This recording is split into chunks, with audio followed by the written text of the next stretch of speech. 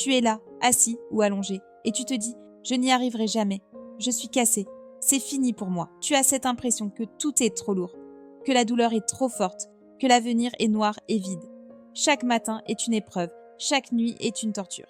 Tu regardes les autres avancer, sourire, rire, et toi, tu as l'impression d'être au fond d'un trou sans échelle. C'est ça la réalité quand tu crois que tu ne t'en sortiras jamais. Tu ne fais pas semblant, tu n'exagères pas. Tu es épuisé, découragé, vidé, et c'est précisément à cet endroit qu'on doit commencer.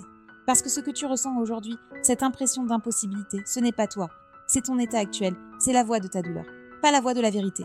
Il y a en toi une partie qui est encore debout, même minuscule, même cachée, qui t'a amené ici à écouter ces mots. Et c'est cette partie-là qu'on va nourrir, renforcer, faire grandir. Parce que oui, tu peux te reconstruire, même quand tu es persuadé du contraire. Et ce que tu vas entendre maintenant n'est pas des phrases toutes faites. Ce sont des étapes concrètes pour que, pas à pas, tu remontes.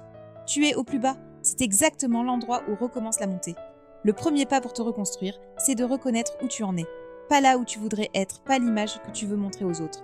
Là où tu es vraiment. Si tu es épuisé, dis-le. Si tu es triste, pleure. Si tu es en colère, exprime-le.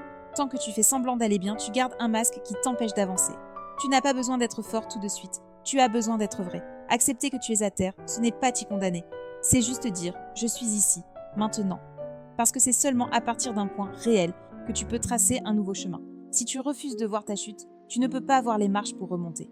La reconstruction commence par l'honnêteté totale avec toi-même. Et cette honnêteté est déjà un acte de courage. Quand tu es brisé, tu as l'impression que cet état va durer toujours. C'est une illusion créée par ton cerveau en détresse. Il te fait croire que ta douleur est permanente. Mais elle ne l'est pas. Ce que tu vis est un état, pas une identité. Tu n'es pas cassé pour toujours. Tu es dans un processus, dans une tempête. Et aucune tempête ne dure éternellement. Répète-toi ça, même si tu n'y crois pas encore. Ce que je ressens n'est pas éternel. Parce que cette simple idée ouvre une brèche dans le mur du désespoir. Tu commences à voir qu'il existe un après. Et voir un après, même flou, même lointain, c'est déjà une lumière. La reconstruction ne se fait pas en un jour. Mais elle commence par cette vérité. Tu ne seras pas toujours dans cet état. Une des choses qui t'écrase, c'est la comparaison. Tu te dis, les autres s'en sortent plus vite. Je devrais déjà être passé à d'autres choses. Je suis faible. Et chaque fois que tu te compares, tu t'enfonces un peu plus. La reconstruction, ça ne se fait pas en sprint. Ça se fait à ton rythme. Et ton rythme à toi n'est pas celui des autres. Donne-toi la permission de guérir, lentement. De faire un pas à la fois. De tomber et de te relever. Il n'y a pas de délai officiel pour aller mieux. Il n'y a que ton chemin.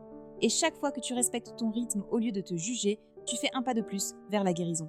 Parce que la honte et la pression ne reconstruisent comme pas. L'acceptation et la patience, oui. Quand tu crois que tu n'y arriveras jamais, même sortir du lit est difficile.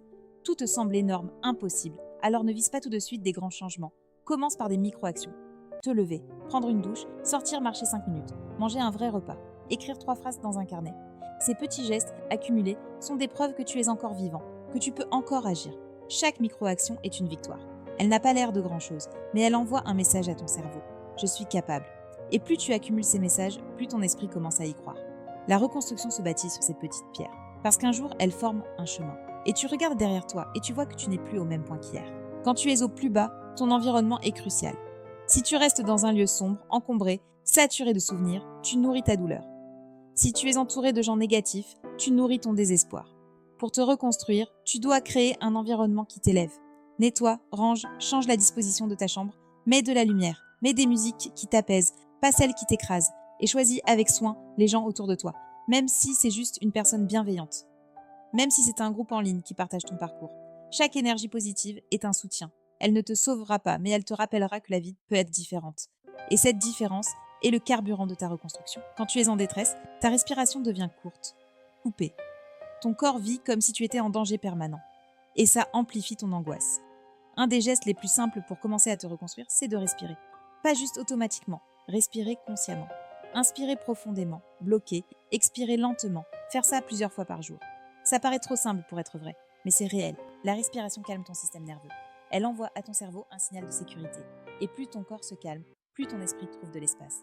C'est comme ouvrir une fenêtre dans une pièce étouffante. Ce n'est pas la solution à tout, mais c'est une base.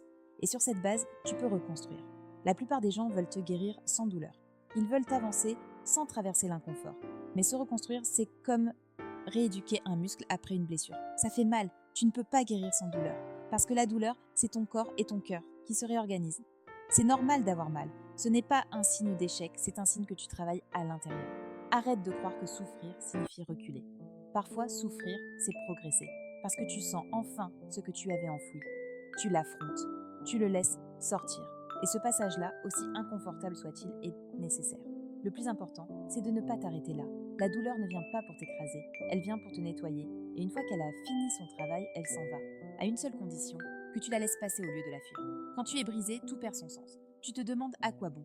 Tu as l'impression que plus rien ne vaut la peine. Mais ce vide est un appel. Il te pousse à retrouver ce qui compte vraiment pour toi. Pas pour ton ex, pas pour les autres. Pour toi. Peut-être que c'est aider les autres. Créer, apprendre, voyager, peu importe. Il te faut une raison de te lever. Le sens, c'est ce qui transforme la survie en vie. Même la plus petite raison, même un simple « je veux prouver que je peux m'en sortir », c'est un début. Et ce début, il suffit à enclencher le mouvement. Parce qu'une fois que tu bouges pour quelque chose qui te parle, la vie recommence à te traverser. Tu ne te reconstruis pas dans le vide. Tu te reconstruis autour de ce qui allume une étincelle en toi. Trouve cette étincelle, même minuscule, et protège-la. Elle deviendra ta flamme. Quand tu crois que tu n'y arriveras jamais, c'est parce que tu penses que rien ne changera. Tu te dis « je suis comme ça, je resterai comme ça ». Mais c'est faux. Tu as déjà changé 1000 fois dans ta vie. Tu as déjà surmonté des choses que tu pensais insurmontables. Ce que tu vis aujourd'hui n'est pas différent. Tu es juste trop fatigué pour t'en souvenir. Regarde en arrière. Pense à tous les moments où tu croyais que c'était la fin et où pourtant tu t'en es sorti. C'est la preuve que tu peux le faire encore. La confiance ne vient pas d'un grand discours, elle vient de l'action. Fais une chose, même minuscule, et observe-toi réussir. C'est comme ça que tu reconstruis la croyance en toi. Pas avec des mots, mais avec des faits. Et plus tu poses d'action, plus tu redeviens solide. Tu n'arriveras jamais à te reconstruire si ton passé reste une pierre sur ton dos. Il faut que tu le transformes en fondation. Chaque erreur, chaque chute, chaque trahison t'a appris quelque chose. Et si tu refuses de voir la leçon, tu traînes le poids. Mais si tu la comprends, tu te libères. Demande-toi, qu'est-ce que cette épreuve m'enseigne ? Sur moi, sur mes choix, sur mes besoins. Quand tu trouves la réponse, tu arrêtes de subir. Tu utilises. Et ton passé, au lieu de te tirer vers le bas, devient le moteur de ta croissance. Tu ne peux pas changer ce qui est arrivé, mais tu peux décider ce que tu en fais. Soit tu portes ton passé comme une chaîne, soit tu l'utilises comme un tremplin. Tu ne peux pas te reconstruire si tu continues à te parler comme à un ennemi. Regarde comment tu te traites. Tu te critiques, tu t'insultes, tu te juges sans pitié. Comment veux-tu guérir si la voix dans ta tête est plus dure que ta douleur ? Il faut que tu deviennes ton propre allié, que tu changes ton langage intérieur. Commence à te parler comme à un ami en difficulté. Dis-toi, c'est dur, mais je suis là. Remplace les « je suis nul » par « je fais de mon mieux ». Ce n'est pas du positivisme vide, c'est de la bienveillance lucide. Tu n'as pas besoin d'être parfait, tu as besoin d'être patient. Parce que la reconstruction, c'est aussi une relation, celle que tu entretiens avec toi-même. Et cette relation doit devenir un espace sûr, pas une zone de guerre. Il viendra un moment où tu devras faire un choix. Croire que tu es condamné ou croire que tu es en train de renaître. Ce choix, c'est le tournant. Parce qu'il ne dépend pas des circonstances, il dépend de toi. Tu n'as pas besoin de preuves pour y croire. Tu dois décider d'y croire pour que les preuves apparaissent. C'est comme ça que la vie fonctionne. Tu crois que tu n'y arriveras jamais ? Alors prouve-toi le contraire, un jour à la fois. Parce que la vérité, c'est que tu n'as jamais été brisé pour de bon. Tu as été ébranlé, blessé, vidé, oui. Mais détruit, non. Si tu étais détruit, tu ne serais pas là, à écouter, à chercher à comprendre, à vouloir avancer. Ta reconstruction n'est pas un rêve, c'est une réalité en train de naître. Et cette renaissance, elle commence le jour où tu y crois, même sans preuve. Tu crois que tu n'y arriveras jamais, mais regarde-toi, tu es encore là. Tu respires, tu écoutes, tu veux comprendre. Et ça, c'est déjà la preuve que tu es en train de te reconstruire. Ce que tu vis maintenant n'est pas la fin. C'est le début d'une version de toi plus consciente, plus forte, plus vraie. Tu n'as pas besoin d'avoir toutes les réponses. Tu as juste besoin de continuer à avancer. Alors, rappelle-toi, tu n'es pas brisé, tu es en transformation. Et chaque jour où tu décides de ne pas abandonner, tu gagnes. Si tu veux continuer à avancer, à apprendre, à guérir, abonne-toi à cette chaîne. Chaque semaine, je te donne des clés, des mots, des outils pour t'aider à te relever et à te reconstruire. Clique maintenant, parce que ta renaissance commence ici, aujourd'hui, avec une seule phrase. Je peux encore me relever.